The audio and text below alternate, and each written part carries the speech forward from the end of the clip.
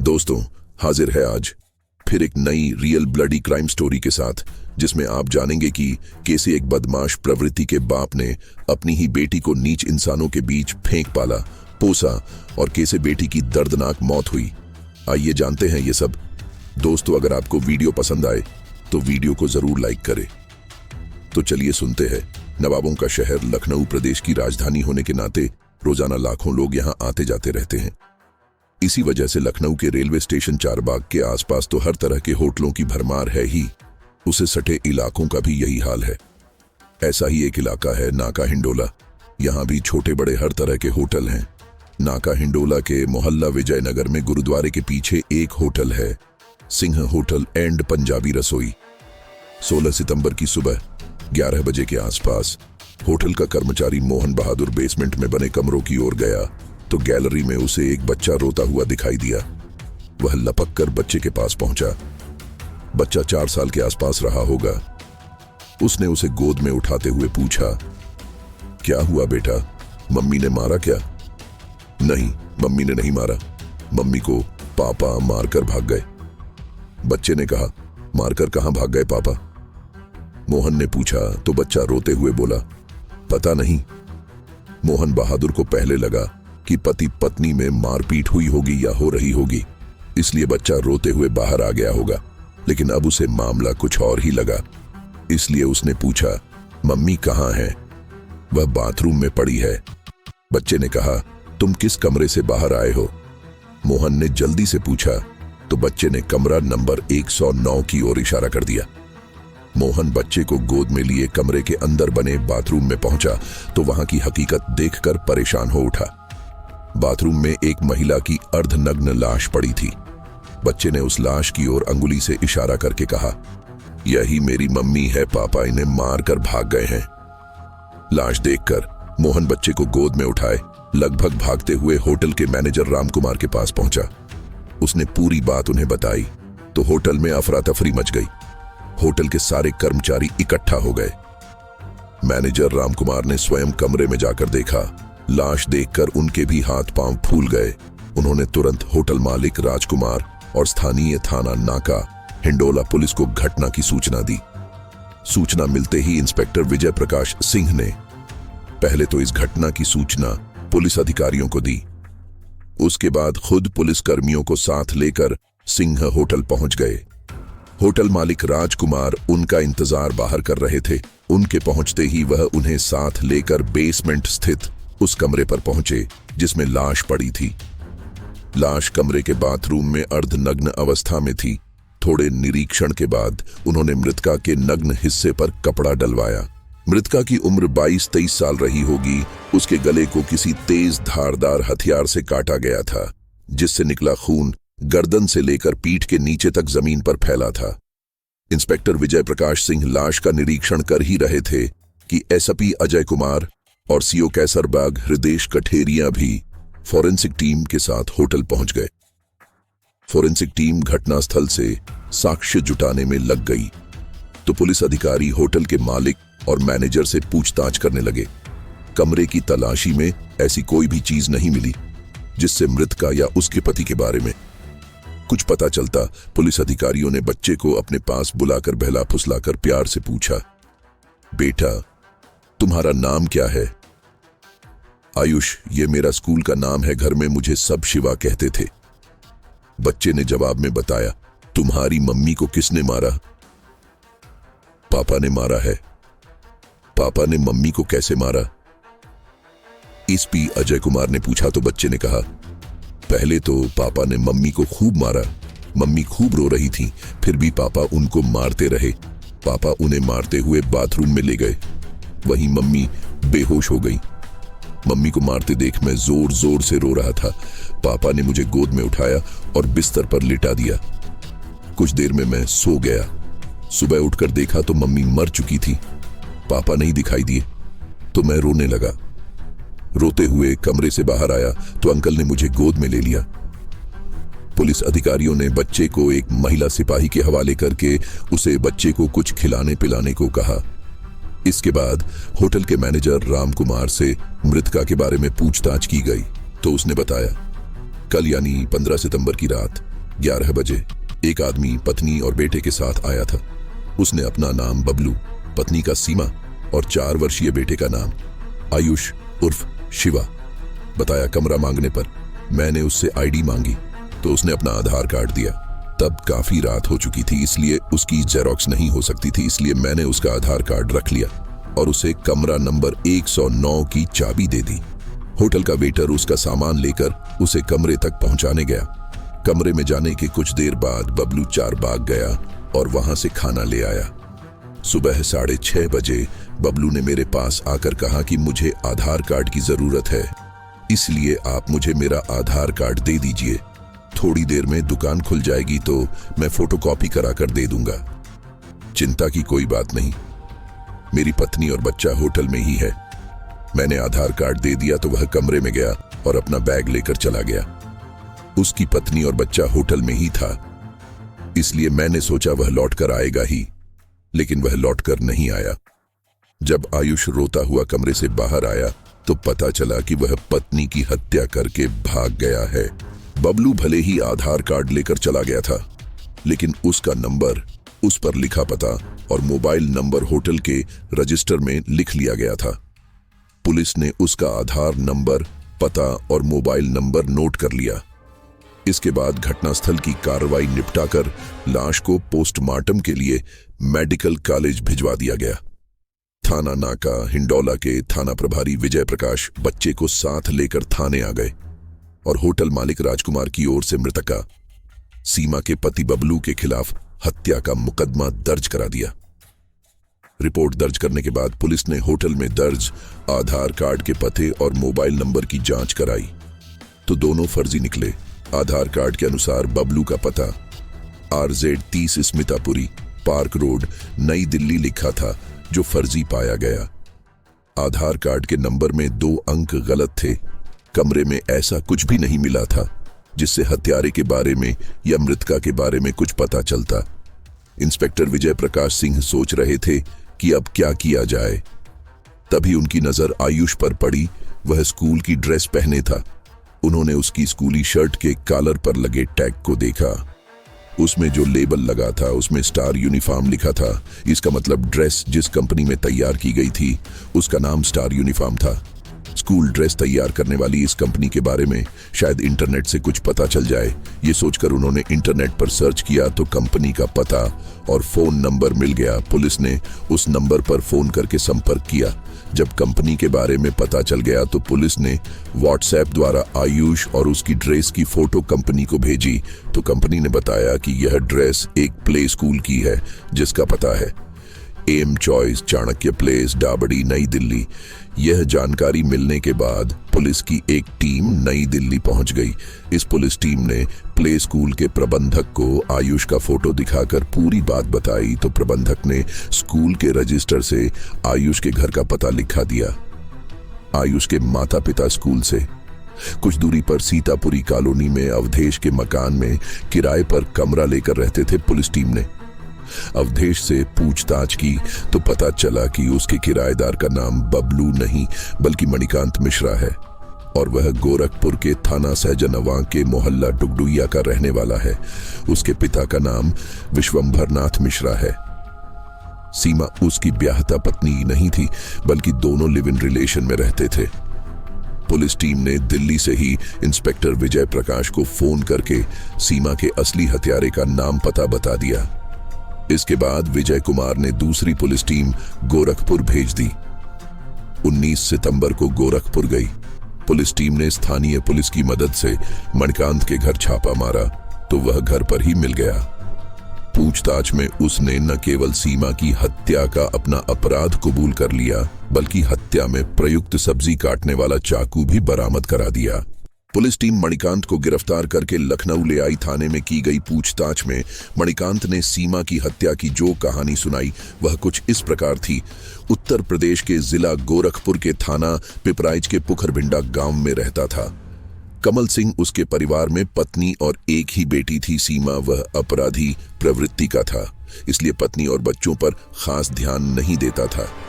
वैसे भी वह ज्यादातर जेल में ही रहता था, इसलिए पत्नी और बेटी अपने मन की मालिक थीं।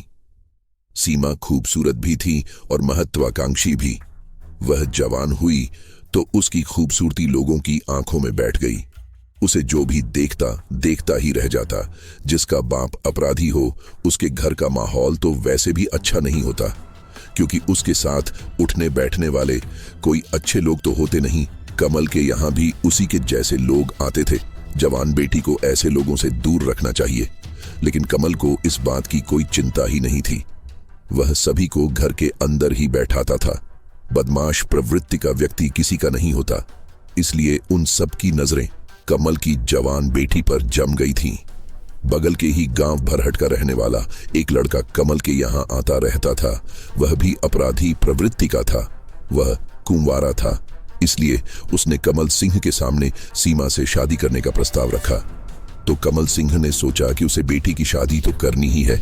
अगर वह अपने हिसाब से शादी करेगा तो दुनिया भर का इंतजाम और दान दहेज के लिए काफी पैसे खर्च करने पड़ेंगे, और यदि वह सीमा की शादी इस लड़के से कर देता है तो उसे अपने पास से एक पैसा खर्च नहीं करना पड़ेगा। इतना ही नहीं, बल्कि वह चाहे तो इस लड़के से कुछ पैसे भी ले लेगा। लड़का उसे पसंद था, इसलिए उसने कहा, सीमा की शादी तो मैं तुमसे कर दूंगा, लेकिन कुछ देने के बजाय मुझे तुमसे कुछ चाहिए। लड़का भी सीमा के लिए बेचैन था, इसलिए उसने कहा, चाचा जी, मैं सीमा के लिए अपना सब कुछ आपको दे सकता हूं। मुझे तुम्हारा सब कुछ नहीं चाहिए। सब कुछ दे दोगे तो मेरी बेटी को खिलाओगे पिलाओगे कहां से? मुझे कुछ रुपए चाहिए, क्योंकि मेरे ऊपर काफी कर्ज हो गया है। वह लड़का कमल द्वारा मांगी गई रकम देने को तैयार हो गया, तो उसने सीमा का विवाह उस युवक से करा दिया। सीमा पिता के घर से ससुराल पहुंच गई।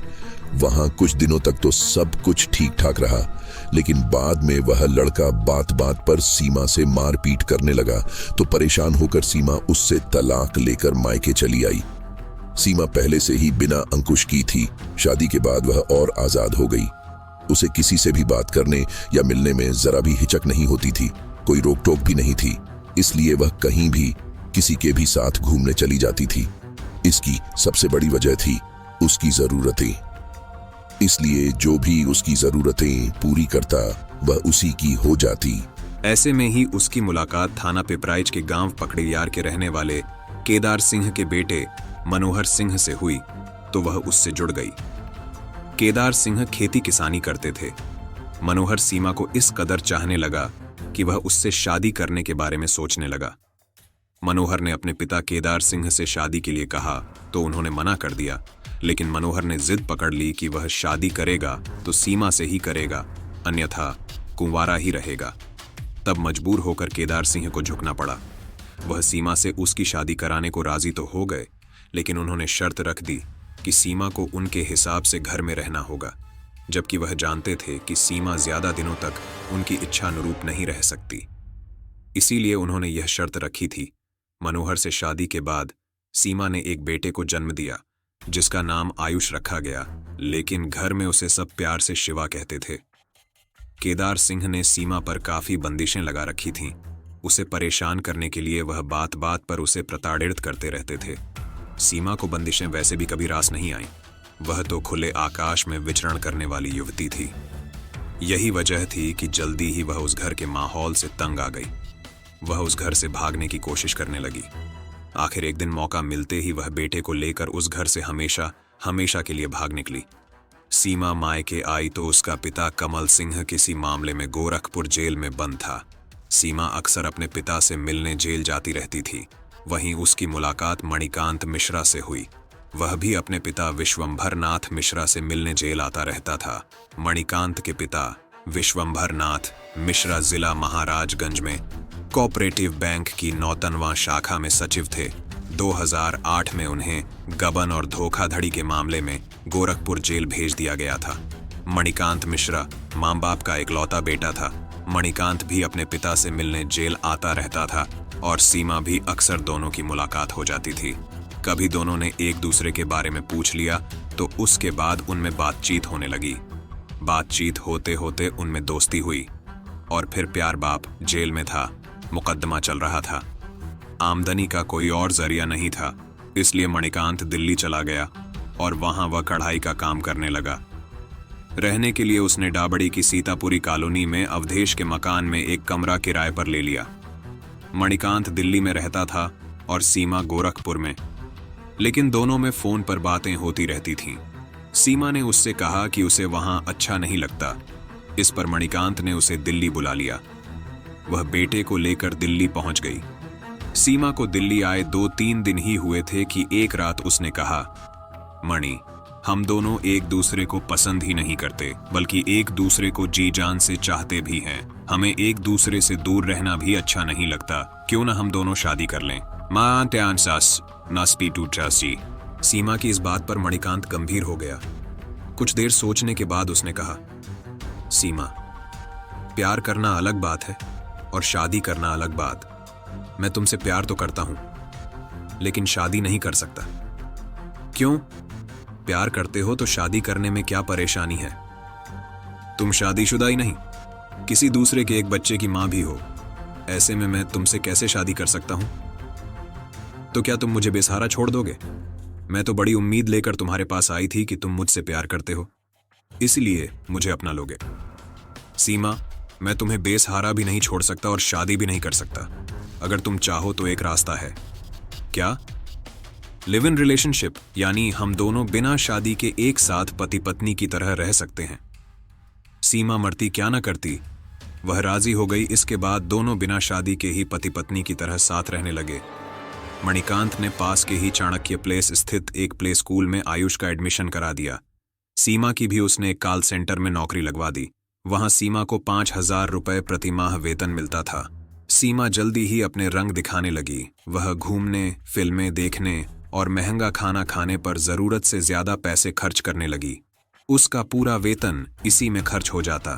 पैसे खत्म हो जाते तो वह परेशान हो उठती। तब वह आस पड़ोस से उधार लेने लगी। उन पैसों को भी वह अपने शौक पूरा करने में उड़ा देती। उधार देने वालों के पैसे सीमा वापस न करती तो वे मणिकांत से पैसे मांगते। सीमा की इन हरकतों से मणिकांत परेशान रहने लगा। उसने सीमा को कई बार समझाया, लेकिन उस पर कोई असर नहीं हुआ। धीरे धीरे उसे सीमा के चरित्र पर भी शक होने लगा, क्योंकि सीमा हर किसी से इस तरह खुलकर बात करती थी जैसे वह उसका बहुत खास हो। इसके अलावा उसे लोगों से पैसा भी बड़े आराम से उधार मिल जाता था। इससे मणिकांत को लगने लगा कि सीमा ने ऐसे लोगों से संबंध बना रखे हैं। इन्हीं बातों को लेकर दोनों के बीच आए दिन झगड़ा होने लगा। हद तब हो गई जब सीमा मणिकांत पर दबाव बनाने लगी कि वह गोरखपुर की अपनी सारी संपत्ति बेचकर दिल्ली में एक अच्छा सा मकान लेकर यहीं रहे।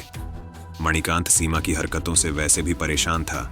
जब वह उस पर संपत्ति बेचने के लिए ज्यादा दबाव बनाने लगी तो वह सीमा से छुटकारा पाने के बारे में सोचने लगा। उसे पता था कि यह औरत सीधे उसका पीछा नहीं छोड़ेगी, इसलिए उसने उसे खत्म करने का विचार बना लिया। पूरी योजना बनाकर उसने सीमा से गोरखपुर के अपने गांव चलने को कहा तो वह खुशी खुशी चलने को तैयार हो गई। 15 सितंबर की दोपहर मणिकांत ने सीमा और आयुष को साथ लेकर लखनऊ जाने के लिए गोमती एक्सप्रेस पकड़ी। रात 10 बजे वह लखनऊ के चारबाग स्टेशन पर उतरा। उसने सीमा से कहा कि इस समय गोरखपुर जाने के लिए कोई बस या ट्रेन नहीं मिलेगी, इसलिए आज रात यहीं किसी होटल में रुक जाते हैं। सीमा क्या कहती? वह होटल में रुकने को तैयार हो गई। रिक्शे पर बैठकर उसने रिक्शे वाले से किसी छोटे और सस्ते होटल में चलने को कहा। रिक्शे वाला तीनों को नाका हिंडोला थाने के विजयनगर स्थित सिंह होटल एंड पंजाबी रसोई ले गया। वहां मणिकांत ने होटल के रिसेप्शन पर बैठे मैनेजर रामकुमार से एक कमरे की डिमांड की तो उसने उससे आईडी मांगी। मणिकांत ने सुबह को आईडी की फोटोकॉपी देने को कहा। तब उसने उसका आधार कार्ड लेकर उसका नंबर, मोबाइल नंबर और पता दर्ज कर लिया। कमरे का किराया 350 रुपए लेकर उसने कमरा नंबर 109 की चाबी मणिकांत को दे दी। वह सीमा और आयुष को लेकर कमरे में चला गया।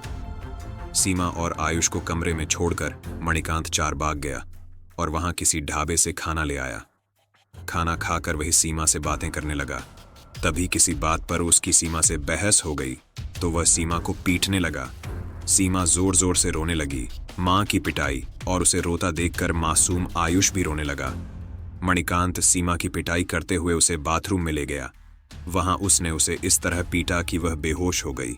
उसे उसी हालत में छोड़कर वह आयुष के पास आया और उसे बिस्तर पर लिटाकर किसी तरह सुला दिया। इसके बाद उसने घर से बैग में रखकर लाया, सब्जी काटने वाला चाकू निकाला और बाथरूम में बेहोश पड़ी।